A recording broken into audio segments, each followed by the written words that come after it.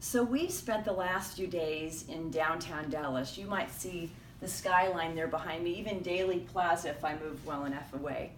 And you might even see my reflection, which I think is even a beautiful message we could spend some time on with regard to shepherding. Do we often look at our own reflection well enough to know how we're doing? But this morning I'm drawn to Acts 10. We had a beautiful privilege of having Danielle Strickland speak to us just yesterday.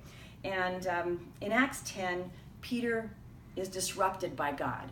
He sees a vision of what was once unclean, God is telling him is clean. He doesn't understand it, he doesn't get it. In fact, some versions of scripture say he was perplexed. Some versions say he was confused. But I love what Danielle Strickland said about this. She said, God was literally disturbing Peter.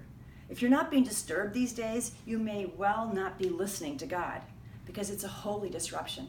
She talked about how we should be the most excited ever, and that she is, even though the world seems to be the biggest mess ever, because God is disrupting things. If you just watch close enough, you'll see how things are changing.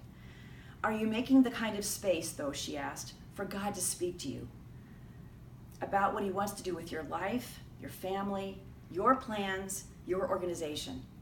She went on to say, if you can't feel the stirring of the Spirit in the church and the world right now, are you listening?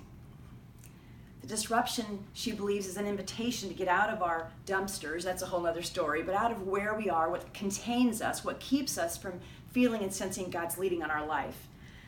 Because when we do, we find this beautiful, incredible feast. We find this beautiful, incredible banquet. She often challenged us during that time to say, we keep thinking, when I get it, then I'll go. When I understand what God has, I'll go. But see, God didn't say that to Peter. He didn't say, when you understand that the unclean becomes clean, then go. He said, now. And in fact, while he was still perplexed, there's a knock at the door. Because the biblical principle is, you go, and then you get it. God is doing something in our lives as shepherds if we'll just listen. If we'll get out of what contains us and follow him, he's got something amazing for us. So my challenge for you this week from Presence Point and from a love of shepherd leadership is to challenge yourself.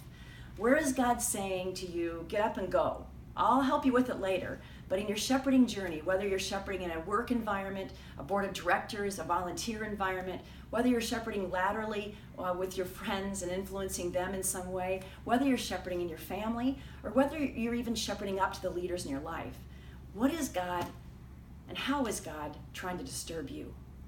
How is he potentially right now perplexing you and asking you to go and to move and do something you don't understand? I pray you'll take some time this week to think about that, perplexing and as confusing as it may be, because he's got something for you there that may just surprise you in a really wonderful way. May you live into your calling this week. We love you from us, Presence Point, shepherd leaders in training, to all of you. Have a wonderful day.